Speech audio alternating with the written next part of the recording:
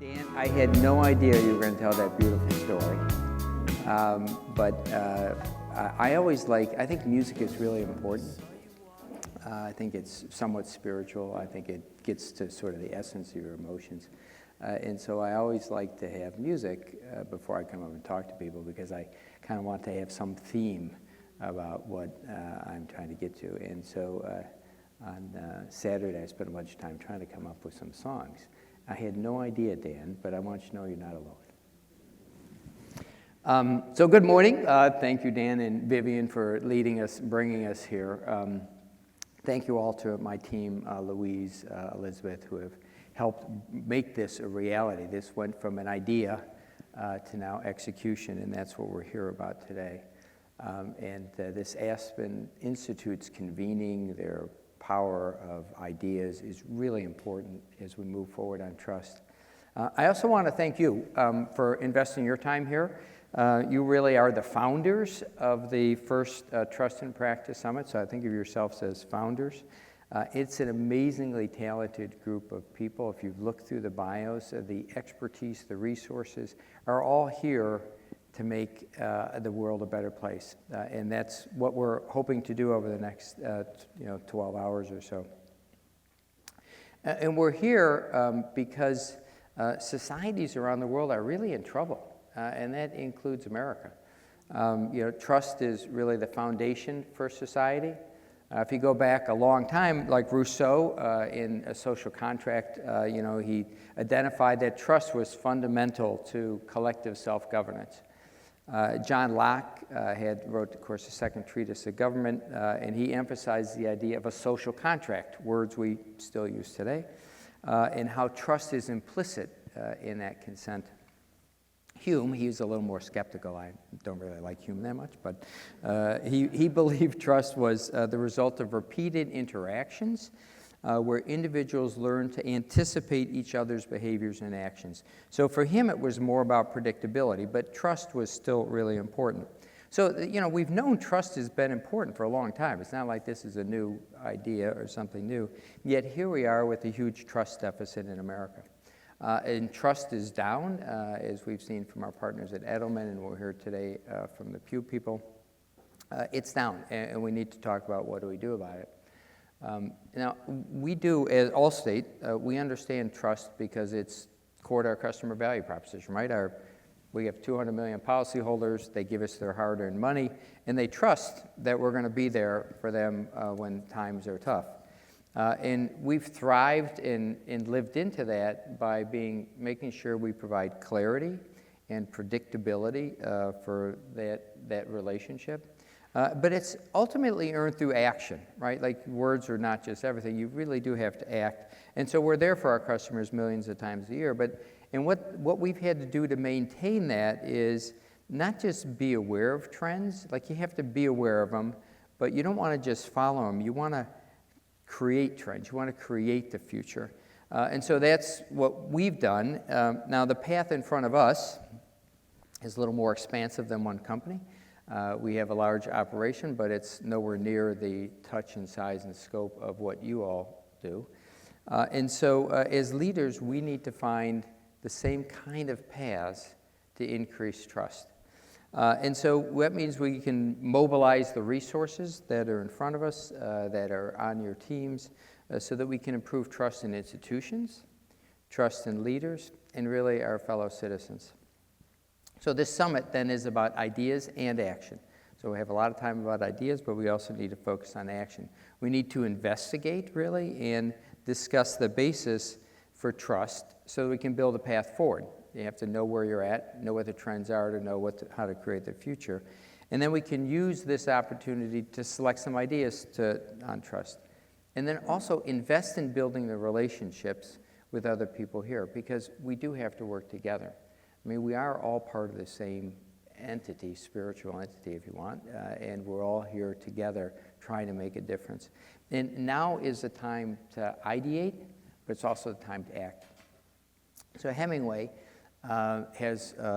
sums up the consequences of inaction in his book, The Sun Also Rises. One of the characters, Mike, he goes bankrupt. And somebody says, hey, Mike, how did you go bankrupt? And his answer, Two ways: gradually, then suddenly. And you think about it, that's the way a lot of things happen, right? Like, how'd you lose touch with your high school friends, Gradually, then suddenly. And so those words are really important, and trust has been gradually declining for decades, right? So we have to avoid the social bankruptcy that will come that Hume, Locke, or Rousseau would predict based on the absence of trust. So the time to act is now. And the Aspen Institute and Allstate are committed to acting. This gathering is going to help inform our plan on what we can do, how we can align with you, how we can work together. We want to find a few communities that we can go into and in a consolidated way find ways to improve trust. Our objective then is to build something that could be used in other places. So learnings that could be used in other communities, adapted to those communities for whatever their particular purposes are, but learnings that could help them improve it. And the breadth and depth of relationships have been declining, of course we know this in the communities, from a variety of social, economic, technological conditions. You can pick whatever way you want to attribute it. But the result, 1 in 8 U.S. adults report having no close friends. 1 in 8, that's 12% of the population, no close friends. That's 4 times the level 35 years ago. And so we think one of the ways to build trust is really from the ground up, one relationship at a time. And so, when people if you're volunteering and you're packing sandwiches or you're putting sandbags down to stop floodwater, you're not going to be debating ideology. You have one common goal. You do things together, you build that predictability, you know who the person is so you can rebuild trust. So it's about making a difference together, not just about debating ideology. To start, though, and to both start that movement and sustain it, we also need to amplify the benefits of improving trust. So we have to celebrate its successes. So there's just too much negativity in the world today. Raise your hand if you think there's more negative stuff in the world than positive. I'm doing a little poll here. Well, there's some positive, optimistic people out here. It's pretty good. Maybe you must be more optimistic than I am. And I'm a half glass. I may be 3/4 full most of the time. But the reality is there's more negativity than positivity. So if you take all the negative messages out there in the ecosphere, and I'm not blaming anybody, this is not blaming media or social media or individuals, but if you take all the negative messaging and you compare it to the positive messaging, you get more negative than positive. And so I asked our team, I'm like, well, what's the size of that? If that was an advertising campaign, what would be the size of it? It's a bigger advertising campaign than the top 15 advertisers in America on an annual basis. Think of all that advertising. And it's not just the media, it's all of us. It's what we tune into, what we tweet. And when you sum it up in dollars, it's an $84 billion advertising campaign of us against us. And you just hear it. And so it's almost like we're becoming addicted to negativity. And it's changing what we crave, right? And so when we look for reasons to be negative, trust starts to erode. So we have to find a way to celebrate this success, amplify the success of building relationships, and help people see what we all know is true, which is relationships are the basis for our society, it's our social capital, and that's what we have to drive. So we have to forge a new path. So today we'd like you to help us see what you see. Tomorrow we'd like you to collaborate with other founders here to find ways to improve trust. And our goal then is to build on this year's learning so that we can scale an effort to improve trust across America beginning next year. Let me close by just focusing on you. Your leadership is incredibly important to creating a better America.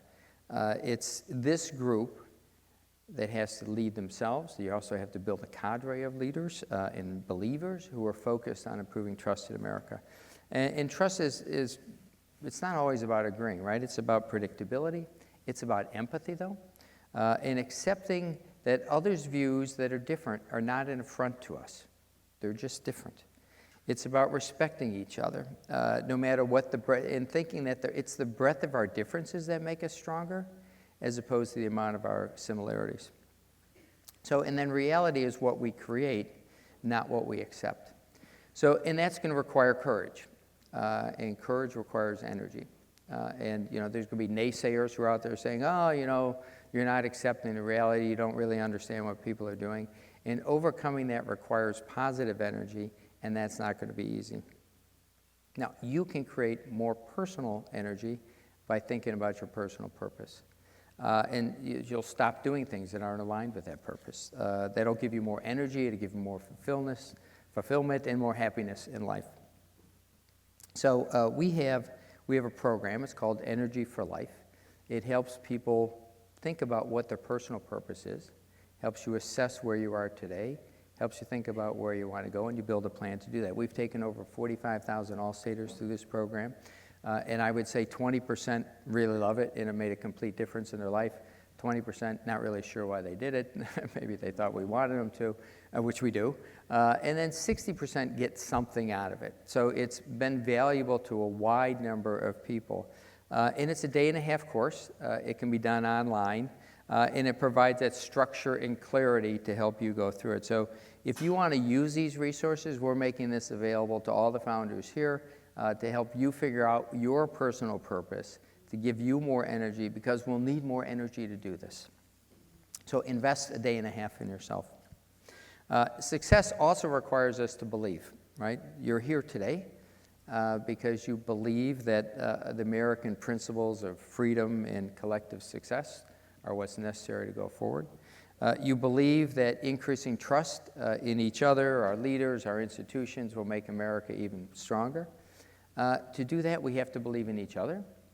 And so build relationships with people while you're here and make them one of your top 10 relationships, and don't be one of the 1 in 8 that go away and not connecting with other people. Broaden your relationships while you're here. We also need to believe in ourselves. And so when you have a hard moment, you get that emotional punch in the gut, hard day, hard week, you have to take a moment, look at yourself in that mental mirror and say, I'm making a difference. Because this is not going to be easy. What you do is not easy, what you do every day. And if we put something on top of that, we then have to have the energy and we have to believe in ourselves that we can actually make a difference. Because it's just us. Nobody else around that is going to take this on. So living your purpose is about making a difference in the world. So, and when it's all said and done, we get all done with this, it's just we're going to measure our success by the difference we've made in the lives of others. So it'll be the smiles you've created, the opportunities you've helped people do. And by improving trust, it's going to create more smiles, more opportunity for more people in America. So let's do this together as one team starting today. And thank you for your leadership in coming to this event. Thank you.